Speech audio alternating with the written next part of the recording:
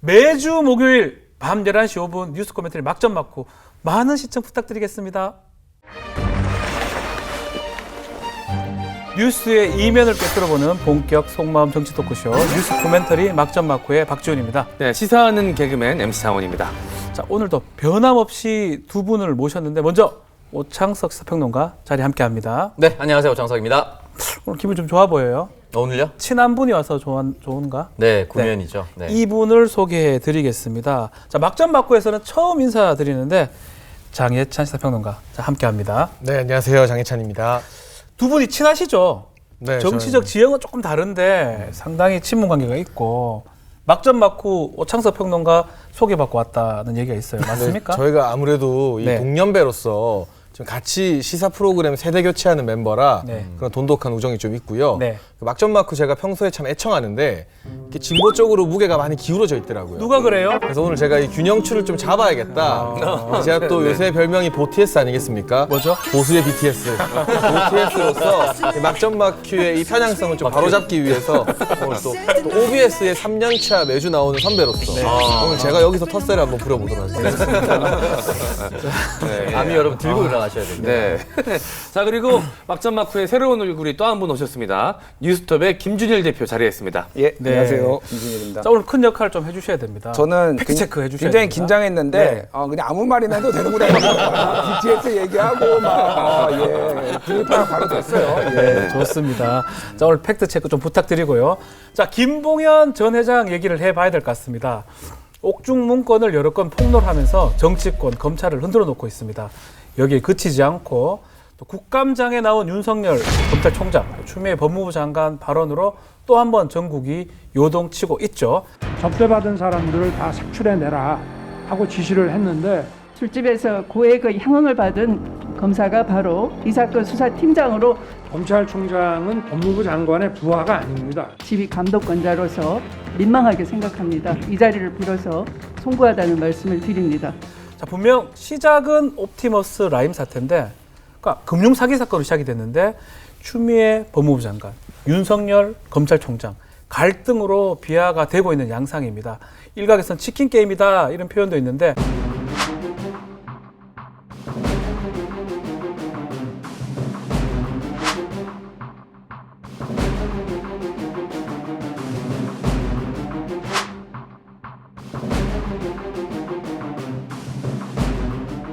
평가가 엇갈리는데 윤석열 총장 빨간불입니까 파란불입니까? 얻은 게 훨씬 더 많았다고 생각합니다. 오히려 예를 들면 정치적 논란이나 논쟁거리는 나왔지만 윤석열 총장 같은 경우 이번 국감에서 제가 예상했던 것보다 발언 수위가 훨씬 더 과감했거든요. 그동안 추미애 장관이 수사지휘권 발동할 때 너무 참길래 과거의 윤석열이 아닌가 싶은 시도도 있었는데 국감을 위해서 벼르고 벼러왔다는 평가할 수 있겠습니다. 우리 김준일 대표도 보셨을 걸로 제가 알고 있는데 예, 저는 노란불이었다라고 중간으로 가시네 그냥. 아니, 중간이 아니라 네. 노란불은 갈지 말지 이제 판단해야 되는 거잖아요. 여기에서 간다라는 거는 검찰총장으로서 가는 것도 있고 향후 정치권으로 갈지 말지에 대해서 이제 신호를 약간 줬다. 저는 그 부분을 봤는데 이를테면은 퇴임 이후에 봉사 얘기 이런 걸 봉사 했잖아요. 얘기. 이 행보를 정치적으로 해석이 될 수밖에 없다. 이렇게 좀 보이게 발언을 했기 때문에 상당히 그 부분에 있어서는 저는 부정적으로 봤어요. 그럼에도 불구하고 또 이제 뭐 본인 스타일이 예전에도 그랬듯이 예전 국감에서도 그냥 하고 싶은 얘기 다 하는 스타일이었거든요. 네. 똑같이 하고 싶은 얘기 다 했다. 자, 발언들이 많았기 때문에 논란이 되고 있습니다. 국감 여러 가지 발언들 저도 많이 기억이 나는데 임명권자인 대통령께서 적절한 그 메신저를 통해 가지고 흔들리지 말고 임기를 지키면서 소임을 다하라고 말씀을 전해주셨습니다. 절대로 비선을 통해서 어떤 메시지나 의사를 그를 전달하시는 성품은 아니십니다. 저는 저 발언이 네. 외통수였던 것 같아요. 잘못했다는 거예요? 아니요. 사실 여권 입장에서 굉장히 곤란한 체크메이트. 왜냐하면 이건 청와대가 확인을 못 해줍니다. 청와대가 확인을 해서 대통령이 그런 말씀 한 적 없다는데요 하면 나가라는 뜻이 되거든요. 그러면 문재인 대통령이 정치적 부담을 안고 윤 총장을 직접 내치는 그림이 연출되는 것이고 맞습니다라고 하면 이 많은 논란에도 불구하고 대통령의 뜻이니까 윤 총장 임기를 다 보장해줘야 됩니다. 사실 윤 총장이 이 발언을 저는 좀 오래전부터 준비했다고 생각이 들고 한수네요. 신의 한수가. 이게 되네요. 부정도 할 수 없고 긍정도 할 수 없다. 그럼 논란만 많아지지만 결국 윤 총장 입장에서는 대통령 뜻이라고 끝까지 주장할 수 있는 그런데 이게 원론적인 입장이라고 저는 네. 생각이 드는 게 어차피 검찰총장의 임기는 2년으로 정해져 있어요. 대통령이 임명을 했기 때문에 대통령이 처음에 2년 임기를 보장해줬다라고 원론적으로 해석했다라고 볼 수가 있고 그리고 사실은 이제 국정원 대선 개입 사건 때 야당 도와줄 일 있냐 사실 이것 때문에 윤석열 총장이 대중들 앞에 이제 유명해졌죠. 그렇죠. 뭐 이렇게 된 마당에 사실대로 다 말씀을 드리겠습니다. 야당 도와줄 일이냐? 야당이 이걸 가지고 정치적으로 얼마나 이용을 하겠냐? 그때도 사실상 좌천성 발령을 받았습니다. 그때도 이제 검찰을 그만두지 않았거든요.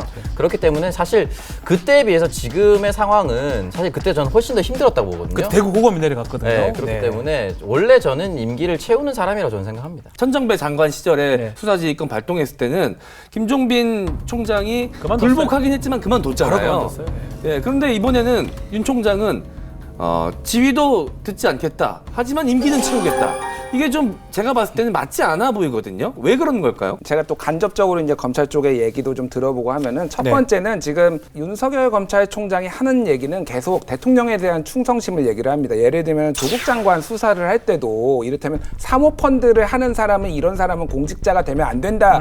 이런 거를 명분으로 내와서 그게 뭐 검찰 개혁을 지연하려고 했든 어찌 됐든 그걸 명분으로 하고 대통령에 대한 충성심 이런 것들 단독 면담까지 하려고 하지 않았습니까? 네. 그런 것도 있다라는 거예요. 그렇다라면은 대통령의 믿음을 받고 내가 수사를 하는데 왜 지금 그만둬야 되느냐. 첫 번째는 그거고 두 번째는 그날 발언 중에 좀 눈에 띄었던 게 정권 수사하면 다 좌천되지 않았습니까? 이런 발언을 했어요. 알겠어요. 그게 사실인지 아닌지 여부는 중요하지 않고 중요한 거는 윤석열 총장이 그렇게 생각한다라는 거예요. 본인이 그럼 믿고 내가 자리에서 막아줘야 된다. 그거를 내가 바람은 내가 다 막겠다. 약간 이제 그런 일종의 형님 리더십 이런 거를 보여주겠다는 건데 이게 일각에서는 이제 조폭 아니냐 이제 뭐 이런 얘기가 나오는 거죠. 그러니까 이게.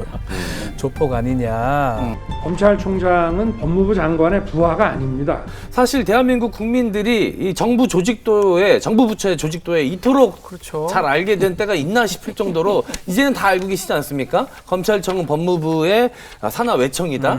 이 사실을 뭐 윤 총장이 모를 리 없고 검찰정법에 대해서 누구보다 잘 알 텐데 왜 이런 식의 발언을 했을까요? 부하 이게 이제 용어가 이제 문제인데 저는 부하가 아니죠. 민간인이니까. 네. 근데 이제 공무원의 상급자, 하급자는 검찰청법 제8조에 따르면 법무부 장관이 검찰의 뭐 업무라든지 모든 걸 지휘 감독하고 구체적 사건에 대해서는 검찰총장을 이제 지휘 감독하도록 돼 있어요. 네. 그 조항을 근거로 해서 뭐 여러 더 조항이 많지만 상하급자 관계는 맞는데 그럼에도 불구하고 아마 독립성이 있다라는 얘기를 하기 위해서 부하가 아니다라고 한 것 같아요. 저는 사실 부하가 아니다 이런 것들은 다 정치적 발언이라고 생각을 하거든요. 그러니까 다시 말씀드리지만은 부하라는 표현을 추미애 장관이 먼저 쓴 적이 없고요. 엄연히 이제 행정기관은 위계가 있습니다. 상급자와 하급자의 명령 체계가 분명히 있고 그럼에도 불구하고 이제 부하가 아니다라고 하는 것은 나는 지금 억울하고 나는 법무부 장관으로부터 소외받고 있고 검찰총장으로서 위신이 많이 떨어져 있다. 네. 그리고 본인이 사실 본인 입으로 얘기했어요. 밖에서 나 식물총장이라고 하지 않느냐. 이런 얘기까지 했죠. 네. 그러니까 사실 이건 다 정치적 발언이거든요. 그러다 보니까 어쩌면은 이 단어를 아무렇지도 않게 준비하지 않고서는 과연 나올 수가 있었을까? 약간 논점을 비켜나게 하는 준비한 발언이었다. 그럴 수도 있다라고 아. 저는 조심스럽게 추측하는 것이죠.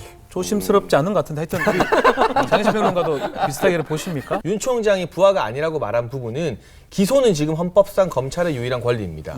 그 수사를 또 전담하고 있는 준사법기관인데 이 기소와 수사의 영역에서는 법무부 장관의 권한이 사실 없어요. 법무부 장관 검사가 아니기 때문에 기소를 할 권리가 없습니다. 그렇죠. 그런 부분에 있어서는 검찰의 어떤 정치적, 행정적 독립이 분명히 있다. 그 부분을 아마 강조해서 말하고 싶었던 것 같고 이 발언이 나온 맥락은 추미애 장관의 두 차례 연이은 수사지휘권 발동입니다. 네. 그러니까 헌정사상 3번의 수사지휘권 발동이 있었고 잘게 쪼개면 7번인데 네. 그중에 6번은 추미애 장관이 혼자 다 했거든요. 그걸 본인이 이게 내가 부하라서 받아들이는 것이 아니라 국민적 혼란이 있기 때문에 참아주는 것뿐이다. 하지만 지속적으로 수사 개입이나 수사 지휘권 발동이 계속된다면 내가 뭐 송사를 통해서라든 다음 수를 내가 생각할 수도 있다는 어떤 경고성 메시지가 아니었나 싶고요. 검찰 조직에서 나 아직 살아있다. 나 믿고 수사해라. 내가 비록 인사권도 없고 식물이라고 밖에서 하지만 할 말 다 하고 국정원 댓글로 대구 밀려가서도 난 사람에 충성 안 한다 말했던 그 윤석열 지금 윤석열이다. 남 있고 현 정권이든 누구든 수사하라는 그 메시지가 아주 강렬하게 전달된 것이라고 보고 뭐 울산 관련된 수사라거나 강기정 전 정무수석 수사 네. 아무리 검사라도 사람이면 부담스럽지 않겠습니까? 그렇죠. 윤 총장의 이 같은 국감장에서 어떻게 보면 다소 오버된 발언들이 그 검사들에게는 좀 힘을 실어줄 수 있는 그런 수확이 있지 않았나 싶습니다. 아하. 네. 결국 수사지휘권 얘기가 가장 처음에 했던 걸로 보이는데 윤석열 총장은 수사지휘권은 수용하면서 장관의 수사지휘권 발동 자체가 납득하기 어렵다. 이런 취지로 보입니다. 자, 수사지휘권 발동.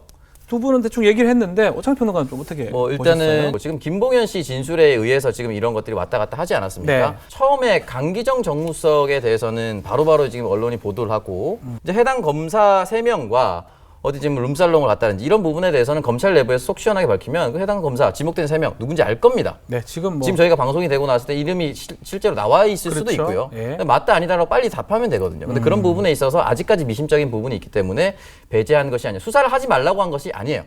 일단 저는 이때 라임 옵티머스는 첫 번째는 피해자 중심입니다. 네. 피해자가 일단은 너무나도 많고 너무나도 큰 금액인데 이 사안을 무마하려는 과정에서 여권이든 야권이든 연루된 사람 무조건 다 처벌을 받아야겠죠. 그러니까 저는 이 수사지휘권이 과거에 어떻게 발동됐느냐 다 아시겠지만 천정매 전 법무부 장관 때 이 국가보안법과 관련해서 구속 수사인 것을 불구속하라 네. 이 정도의 지휘였습니다. 그러니까 누구를 수사해서 배제시키고 누구를 포함시키고 이런 개념의 수사지휘권이 아니었고 제가 생각했을 때는 이 수사지휘권이 있는 부분은 법무부 장관의 수사 개입을 최소화하기 위한 제약 조건인 것 같아요. 네. 그런데 추미애 장관의 수사 지휘는 전례와 다르게 뭐 구속할 걸 불구속하라 이런 정도의 지휘가 아니라 아예 누구를 떼놔라. 그리고 특정 사건에 대해서 구체적으로 너무 명시를 많이 합니다. 그러니까 7번 중에 6번이나 개입을 하고 있다는 것은 그동안 우리가 법무부 장관이 30명 좀 넘을 거예요. 아마 네. 30명 가까이 될 거고 역대 보수 정권, 진보 정권 바뀌면서 숱하게 기회가 있었음에도 불구하고 이전 장관들이 수사지휘권을 쓰지 않았던 그 이유 검찰의 정치적 독립을 존중하는 그 이유에 대해서 조금 망각하고 있는 게 아닌가 싶고 제가 우려하는 건 이런 거예요. 네네. 이게 전례가 되고 관례가 돼버리면 네. 다음번 정권에서 만약에 보수 정권이 대통령이 된다고 친다면 그 법무부 장관이 추미애 장관도 했으니까 나도 수사지휘권 할래 하면서 검찰총장을 또 배제시킬 수 있거든요. 그런 게 하나의 관례가 되면 검찰의 독립성이 심각하게 훼손될 수 있다. 이전에 교수 출신들, 학자 출신들 아니면 대부분 검찰 출신의 법무부 장관 때는 굳이 이걸 안 해도 될 정도로 눈만 보면 아는 것 같아요. 이렇게. 예, 눈만 보면 아유 예 선배님 그렇게 하겠습니다.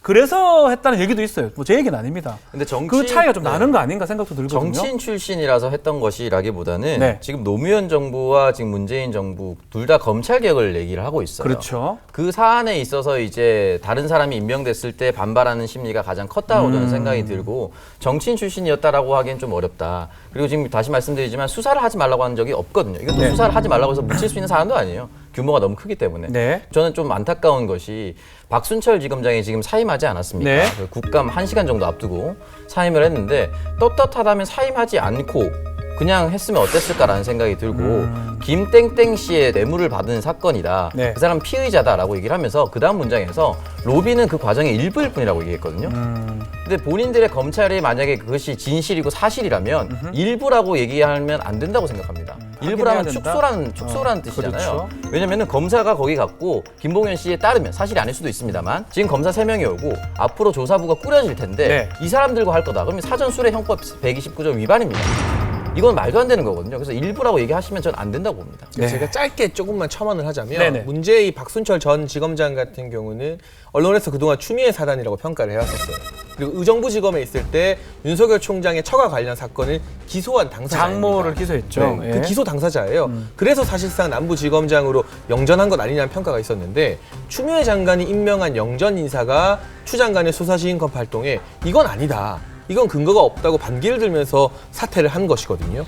그렇다면 이게 윤 총장 라인의 조직적 저항이 아니라 검찰 내부적으로 어쨌든 법무부 장관이 지휘 감독관으로서 리더십을 잘 발휘하고 수사가 매끄럽게 진행되도록 해야 되는데 이런 차질을 좀 야기시켰다는 측면에 있어서 추 장관의 어떤 정치적 카드라고 할 수 있는 수사지휘권 발동이 이 수사 진행에는 오히려 걸림돌이 되고 있는 측면도 있지 않을까. 근데 이 부분 한번 생각을 해보죠. 우리가 뭐 언론에다 윤 라인, 추 라인, 뭐 이런 윤추 갈등 제목도 지금 그렇습니다. 라인이 있나요? 라인은 있죠. 있어요. 라인 있어요. 라인은 있죠. 라인 있는데 예. 어제 갔더니 저보고 박지훈 라인이라 그러더라고요. 아. 저는 그때 처음 알았습니다. 미안합니다. 네. 사실 어느 조직이나 라인은 있습니다. 어느 조직이나 라인은 있고 소위 말해서 이제 뭐 윤석열 총장 같은 경우에는 이제 뭐 특수통이라고 얘기를 하잖아요. 그래서 뭐 한동훈 검사장 뭐 이런 사람들이 같이 많이 일을 하면서 신뢰하는 관계 그리고 그들이 중용된 거는 사실이니까요. 그리고 지금에서는 소위 말하는 이제 뭐 특정 지역 라인이거나 아니면은 뭐 이성윤 서울지검장을 위시한 뭐 이런 라인들이 있는 건 사실인데 추미애 라인은 있습니까? 진짜로? 추미애 라인이라 있을 수가 없는 게 왜냐면 추미애 장관 지금 법무부 장관은 지금 몇 달 안 됐거든요. 근데 지난 두 번의 이제 인사를 통해서 네. 우리 뭐 소위 말하는 윤석열 라인이 약간 한직으로 몰리면서 올라온 사람을 추미애 라인 혹은 이성윤 라인이라고 해석하는 언론 보도나 해석할 이런 수가 것들이 있다? 있는 거죠. 네, 뭐 그거에 해석할 수 대해서는 있다? 각자의 마음속에 진실이 있습니다. 그렇죠, 그게. 그렇죠. 라인 김봉현 얘기하는 거 다 맞잖아요. 그 편지에 드러나 있는 굉장히 부정부패한 추미애 주연의 블랙 코미디 한 편을 본 것 같아요.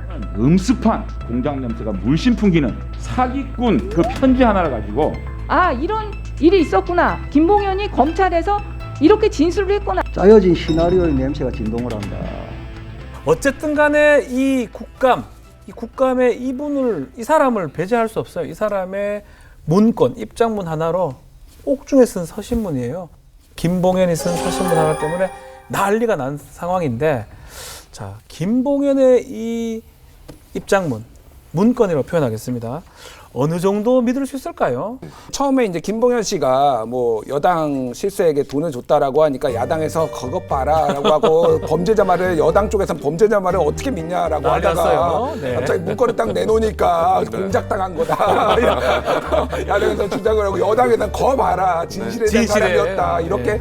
지금 경강부에 그냥 자기들 맞습니다. 유리한 대로 지금 아전 인수를 하고 있어요. 이게 모두 사실일 경우에 김봉현 씨 같은 경우는 뇌물공여죄가 추가됩니다. 아하. 자신의 죄목이 추가가 되고 형량이 더 높아질 수 있음에도 높아지겠죠. 불구하고 네. 이런 얘기했다는 것 자체가 첫 번째는 참회, 두 번째는 검찰의 행태에 대한 분노겠죠. 분노. 두 가지 다 개입되어 있을 수도 있다고 보지만 어쨌든 본인에게 불리함에도 불구하고 이 얘기했다는 것은 신빙성이 있을 것이다라고 하는데 안 믿죠? 네, 저는 뭐 크게 신빙성이 없다고 보고 굳이 그래요? 경중을 따지자면 예. 법정에 나와서 재판장에서 법정 진술한 게 강기정 전 정무수석 관련된 내용이거든요. 그렇죠. 그리고 이 우리가 옥중 서신, 뭐 옥중 입장문 이렇게 말하는 건 예. 변호인 조력 받아서 썼던- 구치소에서 변호인과 같이 쓰는 겁니다. 근데 이분이 변호인 조력, 변호인 면담을 어마어마하게 많이 한 걸로 지금 네네. 언론 보도가 나오고 있잖아요. 그 황제 접견이다 이야기가 또 나오는데 그 과정에서 거액을 주고 선임한 변호인들과 머리를 굴리면서 어떻게 하면 이 수사를 망칠까? 어떻게 하면 내가 주범이 아니라 이렇게 좀 형이 아닌 종범으로 감형이 될까? 아하. 이걸 고민하면서 쓴 서신과 그 엄중한 재판장에서 말 잘못하면 위증죄 추가되는 그곳에서 한 진술은 우리가 무게감을 좀 달리 두고 보는 게 맞다. 그러니까 강기정 전 정부수석 진술이 전자고 맞고 그게 법정 진술이고 그것도 맞는지 아닌지 모르는데 좀 더 무게감이 높은 자리에서 한 책임 있는 발언인 것이고 옥중 입장문의 경우는 아까 그 변호인들과 함께 짜맞춘 전략일 가능성이 높다고 보고요. 그럼에도 불구하고 뭐 검사 비위에 대해서 폭로했으면 수사해야죠. 수사해봐야 되겠죠. 감찰해야죠. 예. 근데 제가 한 가지 염두에 두는 건 이 김봉현 씨의 옥중 입장문에 휘둘려서 기존의 라인 관련 수사를 많이 하고 있고 자료를 가지고 있던 훌륭한 일선의 금융범죄 경험이 충분한 검사들을 수사팀에서 배제시키는 방향으로 간다면 그렇게 된다면 이게 김봉현 씨의 의도에 법무부와 먹히는 검찰이 것이다? 휘말리는 것이다. 그 부분은 좀 경계할 필요가 있다고 봅니다. 술 얻어먹은 검사들은 어쩝니까? 뭐 얻어먹은 게 사실이라고 한다면 사실이라면 당연히 저는 징계에서 옷 벗어야 된다고 보고요. 수사를 계속 해야 됩니다. 잘한다면. 아 그런 건 또 별개죠. 그것도 아니고. 그런데 어. 확정된 단계가 아닌 상태에서 아니니까. 얘가 너 술 먹었다던데 맞아 너 나가 이거는 안 아니라는 된다. 거죠. 저는 그 편지 원문을 봤습니다. 예. 봤는데 필체의 결기가 느껴지더라고요.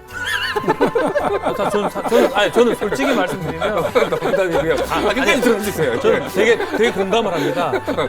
최근에 옥중에서 나오는 많은 글들을 봤는데 되게 잘 써요. 네. 되게 잘 쓴 거는 진심이 담길 가능성이 있다. 그럼 저는 공감합니다. 왜냐하면 우리가 내용은 모르잖아요. 네, MC 장관. 네. 네, 일단 농담으로 말씀드린 거였고요. 네. 장혜찬 평론가가 법정에서 한 발언에 좀 더 진실성이 담겨 있을 가능성이 높다라고 네. 이야기하셨는데 위증죄가 중한죄니까 법정에서도 애매하게 줬다고 생각하는 뭐 줍디다 뭐 이런 식으로 답변했기 때문에 네. 위증이 될지 안 될지 그때는 그것도 결기가 판단- 없었거든요. 필기에는 결기가 있다고요. 판단을 좀 조사한다 명명백백하게 수사해야겠죠. 이런 프로그램이었군요. 아니요. 이런 프로그램이라뇨. 필체의 결기를 가지고 근데 이제 중요합니다. MC 장원 입장에서는 네. 그 문건에서 저는 그 가장 놀랐던 거는 검찰이 도주에 도움을 줬다라는 내용이 있었습니다. 이게 어디까지 믿어야 될까요, 실제로? 개인적으로 뭐 이렇게 검찰 취재도 해보고 그러는데 그러니까 이게 조금 과장됐을 가능성은 있을 것 같아요. 그러니까 이를테면은 뭐 검찰이 여기로 피해 있으면 우리가 언제 연락할게 이런 식의 하지는 않아요. 그러니까 근데 이제 이를테면은 검찰하고 먼저 뭔가가 이제 얘기가 있으면서 뭐 소환희 씨를 조율을 하면서 뭐 이런 것들이 있을 수 있는데 이런 것들은 수사를 통해서 명명백백하게 밝혀야 됩니다. 저는 네, 그렇지만은 맞습니다. 예. 지금까지 얘기했던 거 뭐 강기정 정무수석에 대한 얘기 그게 이제 직접 줬다라는 게 아니라 이 모 대표한테 전달해서 가져갔다더라 이런 걸 들었다더라 이런 거죠. 어쨌든 여기에서 지금 나온 얘기들은 대체적으로 다 진실에 부합할 것이다. 저는 그렇게 보고 있습니다. 네. 자, 이 한 번도 아니고 두 번도 세 번에 걸쳐서 지금 공개를 하고 있는 상황이거든요. 그렇다면 좀 전에 뭐 얘기를 하긴 했지만 내가 김봉현이라고 하면 본인이 얻는 거는 과연 뭐가 있을까요? 일단 이걸 공개함으로써 수사가 물타기가 되죠. 물타기 됩니까? 이게 횡령이 엄청 지금 크게 들어갔는데. 이 사안의 본질이 지금 어마어마한 서민 피해와 공공기관 피해를 도출한 금융 사기에서 네. 갑자기 검찰 개혁이냐 아니냐로 프레임 전환이 되어 버렸거든요. 그런 부분만으로도 이 김봉현 씨 입장에서는 시간 끌기가 상당히 주요하게 먹히는 것 같고 네. 이 김봉현 씨가 이거 사실은 내가 검사들한테 피해 당하고 있는 거다라 말하니까 옵티머스 창립자인 이혁진 대표 같은 경우도 네. 나도 검찰들한테 당했다. 이래서 얘기하긴 검찰 개혁해야 했어요. 된다. 막 이런 이야기가 나와요. 그러니까 검찰 개혁이 참 중요한데 이런 용도로 어떻게 보면 면피용으로 쓰여서는 안 되는 것인데 네. 정치권이 아까 김준일 대표 말한 것처럼 너무 부안해동하고 있어요. 아하. 처음에 이 강기정 전 수석 관련 진술 나왔을 때는 야당이 환호하고 여당이 범죄자만 못 믿겠다 하다가 문건 터지니까 입장이 정확하게 180도 반대가 되거든요. 대권이 부안해동하는 바람에 검찰도 그 외통을 받을 수밖에 없는 것이고 결국 피해자들을 구명해주기 위한 실체적 진상 규명은 그만큼 더 더뎌지는 것이 아닌가.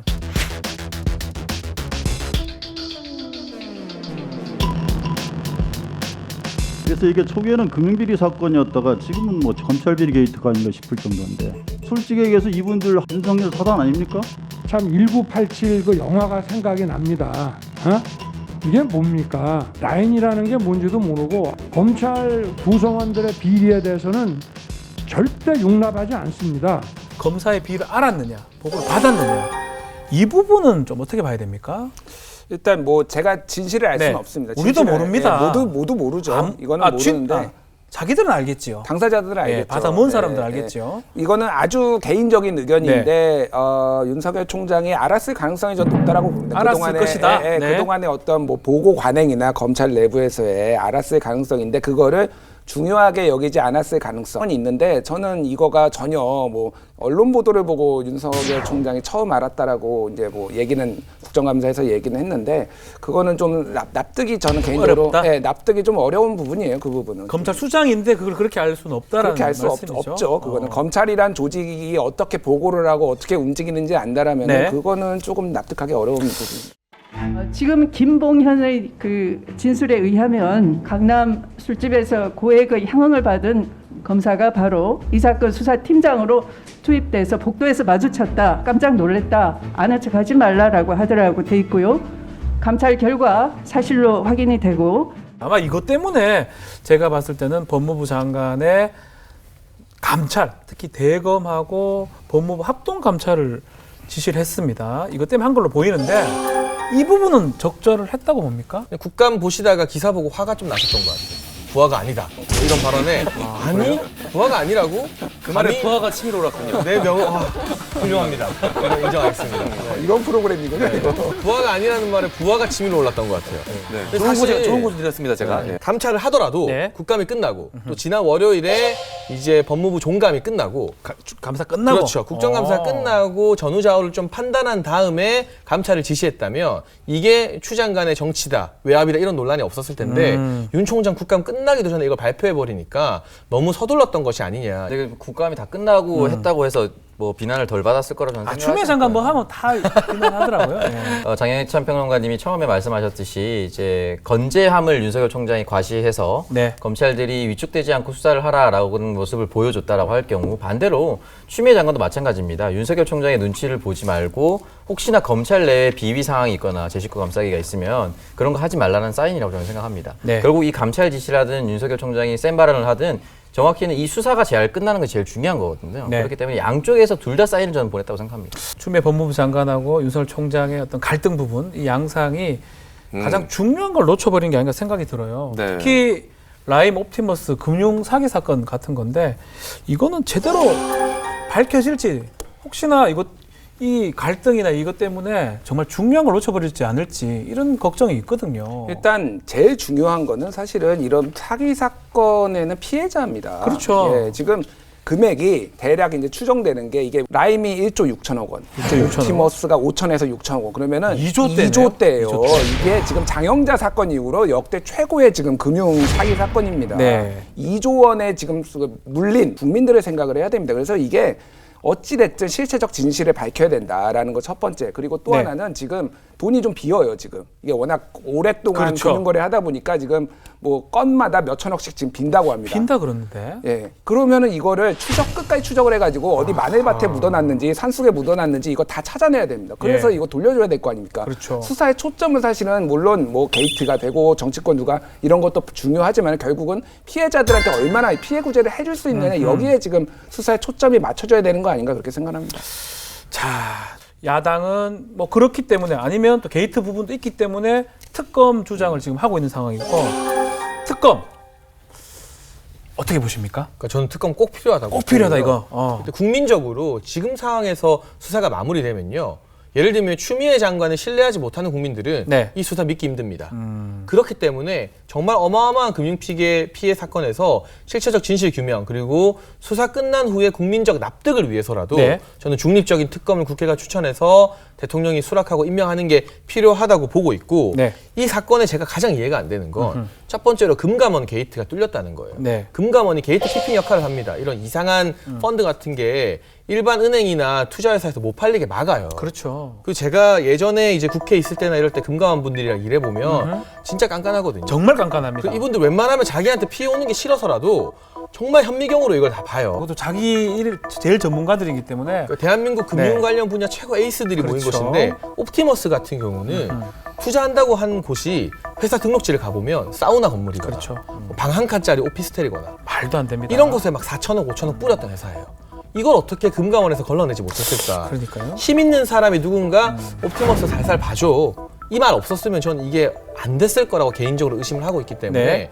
그렇다면 결국 힘 있는 사람들, 권력자들을 수사할 수밖에 없는데 지금의 일반 검사들로는 그 부담이 너무 막중할 것이다. 아하. 가장 특검이 필요한 사건이라고 봅니다. 특검 좀 받아주면 안 돼요? 여당에서? 근데 과연 특검을 받았을 때 윤석열 총장은 어떻게 생각을 할 것인가? 본인이 수사에 배제되긴 했지만 본인의 검찰 식구들은 공정하고 엄정하게 수사 잘 한다라고 얘기를 했습니다. 네. 국정감사장에서 비비 사실이 있으면은 그 즉시 옷 벗게 하겠다, 엄단을 내리겠다라고 얘기를 했어요. 그러니까 자신의 검찰 식구들이 지금 현재까지 굉장히 믿고 있는 상황이에요. 본인이 수사 지휘에 배제됐다고 해서 본인과 함께하고 있는 검찰 식구들까지 못 믿는 건 아니거든요. 지금 현재 준비하고 있는 남부지검의 이 네. 에이스들이 준비를 잘 하고 있었어요. 근데 그 사람들을 떼어놓고 다시 새롭게 시작하는 것이 옳은 것이냐? 갑자기 윤 총장과 검찰을 너무 믿어주는 것 같죠. 윤 총장은 믿지는 않지만 검찰의 지금까지 해왔던 것들 네. 분명히 정보력이 훨씬 더 많이 누적되어 있을 이렇게 거예요. 검찰을 신뢰하는 분인 줄 몰랐네요. 평검사를 좋아합니다. 평검사예요. 부장 이상은 제가 싫어. 좀 얘기해도 될까요? 네네. 그러니까 네. 정파성을 떠나서 좀 합리적으로 생각해 볼 네. 필요가 있어요. 최근에 그 리얼미터 YTN이 의뢰해서 리얼미터 조사를 했더니 네. 라임 옵티머스 사태 관련해서 공수처를 설치하자가 38.9%, 네. 특검을 하자가 43.6%였어요. 근데 저는 일단은 이게 퍼센티지가 중요한 게 아니라 네. 왜 공수처랑 라임 옵티머스 관련해서 왜 공수처랑 특검을 붙이지? 네. 이 의문이 딱 든 거예요. 그러니까 이게 완전히 정파적인 얘기가 돼버렸어요. 그냥 상식적으로 생각하면은 여당도 야당도 지금 다 검찰 못 믿겠다고 하잖아요. 네. 윤석열의 검찰 못 믿겠다. 추미애 이성윤의 검찰 못 믿겠다. 그러면 논리적으로 그러면 특검 가야죠. 특검을 가는 게 그냥 맞아. 검찰 못 믿으니까 특검 가는 게 맞습니다. 제가 보기에는. 네. 근데 공수처는 공수처대로 공수처 가야죠 또. 검찰개혁 여기까지 왔는데 왜 야당은 발목 잡기만 하고 있습니까? 그럼 공수처는 공수처대로 가고 정 못 믿겠으면은 빨리 공수처 해가지고 공수처도 수사하고 특검도 수사해서 배틀을 붙이는 거예요. 배틀이요. 우리 누가 더 수사를 잘하나? 아니 정말 다 못 믿겠다고 하잖아요 지금. 그런 프로는 아니거든요. 아니 제가 배틀하고 이런 말씀드리는 프로는 거는 아니거든요. 모두가 내부로 할까 충분해. 제가 말씀드리는 건 너무 정치적으로 지금 다 경광부회를 하고 있다. 제가 그 아하. 말씀을 드리는 거예요. 네, 뭐 여당의 논리 잠깐 언급을 하셨지만 이것 봐라. 이러니까 검찰 개혁이 필요하다. 그래서 검찰 개혁을 하려면 공수처가 필요하다. 그런 얘기 그래서 하잖아요. 공수처 필요성의 논리로 이야기를 하고 있습니다. 이 법무부 장관과 검찰총장의 이 마찰이 공수처 설치에 어떻게 밑거름이 좀 될 수 있을까요? 근데 사실 이 사건 네. 없었어도 공수처는 더불어민주당이 마음먹으면 언제든지 설치할 수 있습니다. 지금 네. 개정안 발의하겠다 타임라인을 걸어놨고 네. 범여가 지금 180석 이상이지 않습니까? 그럼 우리나라 제도상 못할 게 없어요. 그리고 지금 이제 추천위원 안 내면 단독 개정안 발의한다 해서 야당에서 추천위원 2명 정한 것으로 보도가 나왔잖아요. 그렇죠. 그러니까 이낙연 대표나 지금 최인호 수석 대변인이 그 추천위원이 마음에 안 드는 것 같아요. 당연히 야당 위원이니까 마음에 안 들겠죠. 네. 물론 야당 추천위원 2명이 들어가서 누가 봐도 흠결이 없고 중도적인 신뢰를 받는 분임에도 불구하고 계속 비토하면서 발목을 잡으면 그럴 가능성이 있지 않습니까? 문제가 되겠지만 아하. 저는 그러면 국민들이 심판할 거라고 심판할 보거든요. 것이다. 근데 어쨌든 법과 제도, 야당의 비토권을 만들어 놓은 원래 법안을 존중해야지 우리는 이 추천위원들이 제대로 안 해주면 우리 뜻 안 따라주면 새 법안 만들 수도 있다라고 말하는 건 힘으로 밀어붙이겠다는 말이나 다름없기 때문에 고의 지연할 가능성이 높으니까 아마 고의로? 지금부터 네. 이제 반대를 할 수가 있다고 생각을 하는 것이 두 사람 중에 이제 한 사람은 이제 세월호 특조위에서 늑장을 부렸던 사람입니다. 이미 전례가 있어요. 네. 그렇기 때문에 또 한 번 이렇게 할 수도 있다고 생각을 하는 거고 그 전에 돌아가면은 일단 기본적으로 그동안 왜 야당에서 공수처를 반대했습니까? 위헌 소지가 있다고 한 거예요. 위헌 심판 바꿔야겠다는 겁니다. 그래서 지금 헌법재판소에서 합헌이 나왔습니까? 위헌이 나왔습니까? 헌법 불합치가 나왔습니까? 안 나왔어요. 근데 갑자기 위헌 추천했었어요. 근데 그동안 위헌을 떠나서 그냥 시간 끌기를 했다는 것을 인정한 겁니다. 근데 이 두 명이 인정했다는 것은 넣고 나서 시간을 끌겠다는 것처럼 보일 수밖에 없는 거예요. 그분들이 회의 가서 이렇게 마음이 바뀔 수는 없을까요? 그건 잘 모르겠는데 어쨌든 사실 이 두 사람이 당의 뜻을 안 따르고 그냥 내 마음대로 했잖아. 그건 잘 모르겠습니다. 네. 그 두 명이 반대라면 이미 끝나는 거예요. 아하. 7명 중 6명 찬성해야 돼요. 나머지 법무부, 법원행정처, 그리고 변협에서 추천한 사람들이 또 어떤 결정을 내린지는 잘 모르겠습니다만 그동안 고의로 시간을 끌었던 것이 너무나도 자명한데 이 사람들이 들어가서 또 다른 걸 할지 안 할지 알 수가 없는 거예요. 그래서 우려하는 부분은 저는 분명히 있을 거라고 생각을 하는 것이죠. 네. 알겠습니다. 뉴스 코멘터리 막점 먹고입니다. 구독, 좋아요, 알림 설정 부탁드려요. OBS